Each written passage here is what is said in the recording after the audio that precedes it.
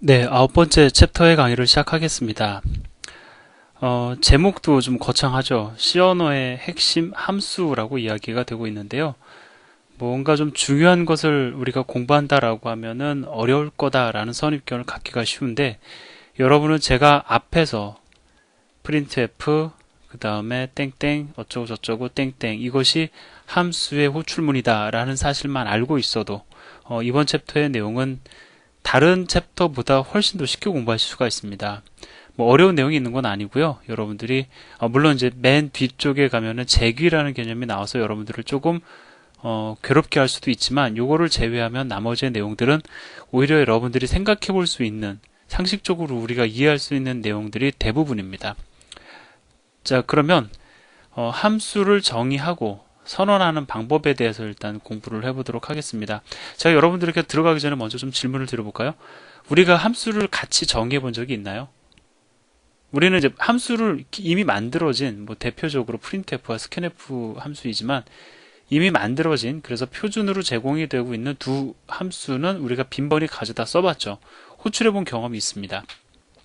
근데 내가 호출을 한다고 해서 printf 함수를 만든 게 아니죠. 스캔f 함수를 만든 게 아닙니다. 이미 만들어져 있는 함수를 가져다가 우리가 사용해 봤을 뿐입니다. 그러면 함수를 우리가 이렇게 직접 만들어 본 경험은 있나요? 없다라고 답변하시면 안 됩니다. 왜냐하면 메인도 일종의 함수이기 때문에 그렇습니다.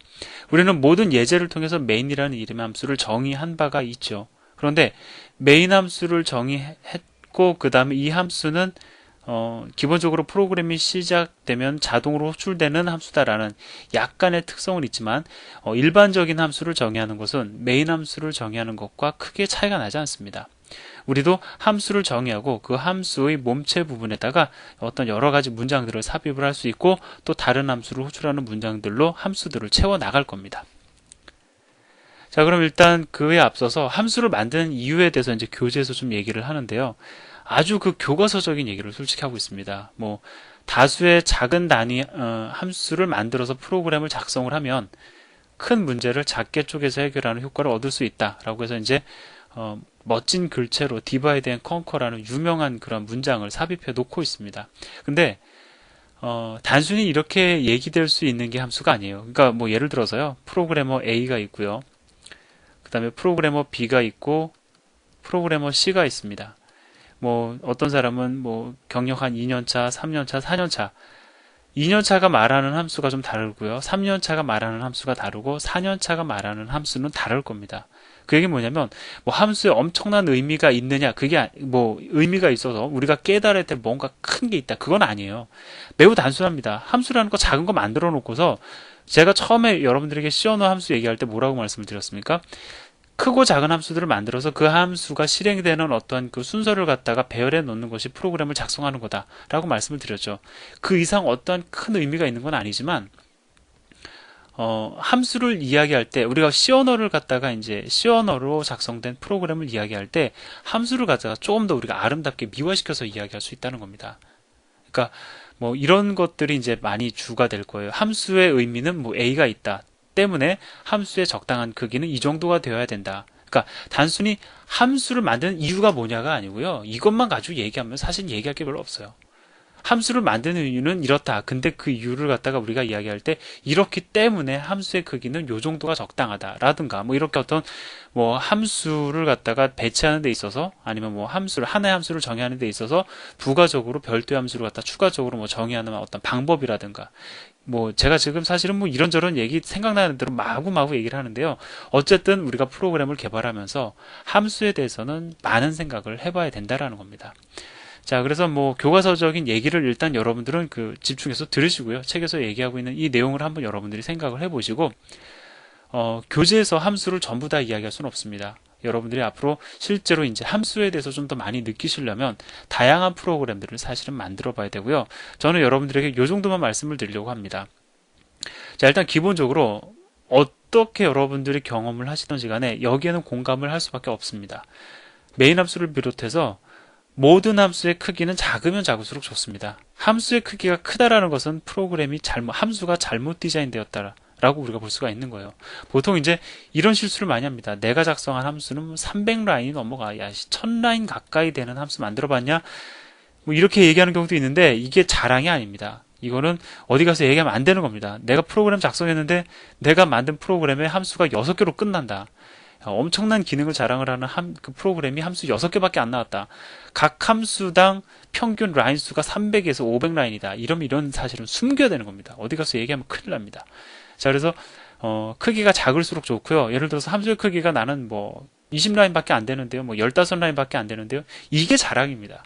내가 만든 프로그램에서는 함수의 크기가 평균 뭐 20줄 미만인데, 뭐 물론 모든 게 다 그렇게 만들어야 된다는 건 아니지만 한 예를 드리는 겁니다.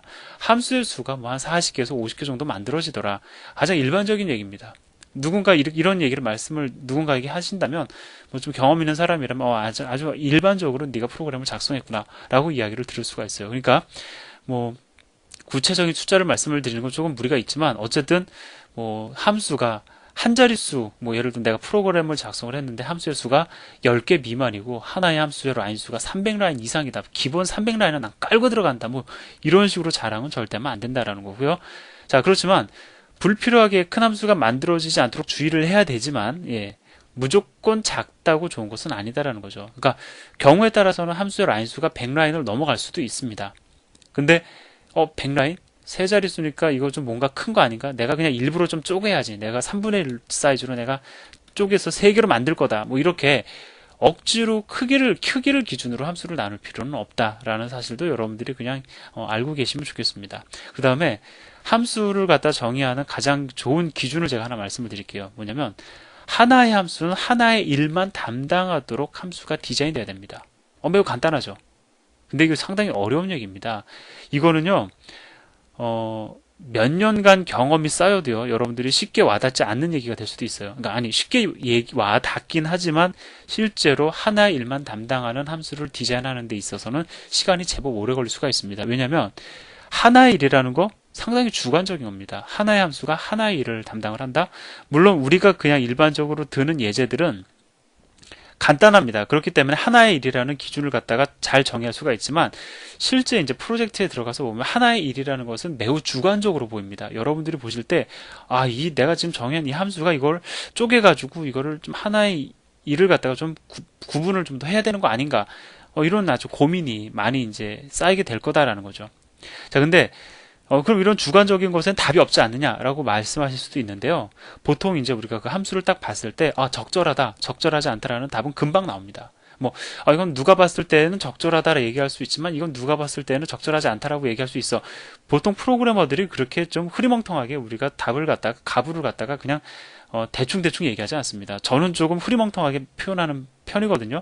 좀 사람이 심약한 부분이 없지 않아 있어가지고. 근데 대부분의 프로그래머들은 좀 경험 있고 정확한 프로그래머들은 이거 함수로서 좀 부적당하다, 크기가 좀 적절하지 않다, 이건 적절하다 라고 객관적으로 그러니까 판단을 해준다라는 거죠. 따라서 그냥 주관적이다 라고 얘기하지 마시고요. 그런 경험 있는 프로그래머가 얘기하는 그 기준을 따라가기 위해서 여러분들이 노력을 하셔야 됩니다. 물론 이거는요, 우리가 지금 C 언어를 공부하는 과정에서 우리가 지금 쌓을 수 있는 경험은 분명 아닙니다. 어쨌든 여러분들이 나중에 함수를 많이 공부하시다 보면, 혹은 뭐 다른 프로그래머들이 작성해 놓은 코드를 보실 때마다 그 사람들이 만들어 놓은 함수의 크기와 함수의 내용을 관찰을 해보시라는 어떤 그러한 의미로 제가 말씀드린 내용입니다. 자, 그래서 이제 함수 어떻게 이루어져 있는지는 여러분들 잘 알고 계시죠? 반환형, 이게 뭐예요? 출력입니다. 그 다음에 입력, 이거는 입력 형태, 말 그대로 입력이죠. 그 다음에 중괄호 안에서 함수의 몸체를 이제 우리가 정의하게 되고요. 그 다음에 함수의 이름이 존재하게 됩니다. 자, 그 다음에 이제 우리가 프린트f 함수에 대해서 조금 더 이야기를 하고, 함수라는 얘기가 나왔으니까 프린트f 함수에 대해서 조금 더 얘기를 해보려고 합니다. 우리가 지금까지는 프린트f 함수를 그냥 단순히 호출만 해왔어요. 이런 식으로 문장을 구성한 적이 없었습니다. 자, 이게 뭘 뜻하는 거냐면요, 제가 잠깐 써볼게요. 자, num1은 num1이다. 이거 num1은 변수잖아요. 그럼 오른쪽에 뭐가 와야 됩니까? 값이 와야 됩니다. 사실은 어떤 숫자 아니면은 변수가 와야 됩니다. 근데 지금 여기에 뭐가 왔어요? printf라는 함수 호출 문장이 왔습니다. 그러면 어떠한 형태로 이 대입변산이 진행이 될까요? 뭐 여러분들 몇 차례 경험해 보셨으니까 말씀하실 수 있으실 겁니다. 자, printf를 넣으면 원에다 넣는 게 아니고요. printf 함수 호출이 먼저 진행이 되고 얘가 반환하는 값을 num1에다 저장하겠다라는 뜻이 되는 거예요. 그럼 이제 여러분들 딱 보시면서 그런 생각 하실 겁니다. printf 함수 호출문이 값을 반환을 하나요? 이제 물어보실 겁니다. 사실 printf 함수도 값을 반환합니다. 다만 그 반환 값이 우리가 필요하지 않아 가지고 그 반환 값을 저장하는 문장을 한 번도 만든 적은 없지만 어쨌든 printf 함수 호출문도 값을 반환한다라는 겁니다. 그래서요. 자, 여기 지금 보여드리고 있는 것처럼 자, num1은 printf 그다음에 뭐 1, 2, 3, 4, 5 이렇게 되어 있습니다. 그러면 값을 반환한다? 그게 어떤 의미냐? printf 함수 호출 문장을 반환값이 대체한다라는 겁니다. 뭐 예를 들어서요. 3 곱하기 4 num은 3 곱하기 4다. 이렇게 되면 어떻게 돼요? num은 3 곱하기 4를 넣는 게 아니고 3 곱하기 4의 결과값인 12를 저장하게 되죠. 즉 연산의 결과가 연산문을 대체하잖아요. 마찬가지입니다. printf 함수 호출의 결과로 값이 반환이 된다? 그러면 반환되는 값이 그 printf 함수 호출문을 대체해서 이렇게 문장이 구성이 된다는 겁니다. 자, printf 함수 호출 문장이 6이라는 숫자를 값을 반환을 한다? 그러면은 이 함수 호출문을 6으로 대체해서 이 문장은 함수 호출 후에 이렇게 인식이 된다라는 것이죠. 자, 그러면 값의 반환이 뭔지 아시겠죠? 예를 들어서요. 제가 func라는 함수를 호출했는데 얘가 10을 반환을 했다. 그러면 func라는 함수 호출 문장 그 위치에 10이라는 값이 대체되어서 등장한다. 이 함수 호출 문장을 10이라는 숫자가 대체한다. 여러분들은 이렇게 이해를 하시면 되겠습니다. 자, 그래서 그러면 printf 함수 호출문이 실제로 그 반환하는 값은 뭐냐? 문자열의 길이를 출력을 합니다. 물론 출력된 문자열의 길이겠죠. 그래서 얘 같은 경우에 n은 한 문자입니다. 자, 1, 2, 3, 4, 5의 n 총 6개의 문자죠. 6개의 문자가 출력이 되어서 6이라는 숫자가 저장이 됩니다. 자, 얘 같은 경우에는 여러분들 세보세요. 어쨌든 15문자입니다. 그래서 15라는 숫자가 num2에 저장이 되어서 num1 값과 num2 값이 각각 출력이 됩니다. 뭐 쉽게 여러분들이 확인하실 수 있는 내용입니다.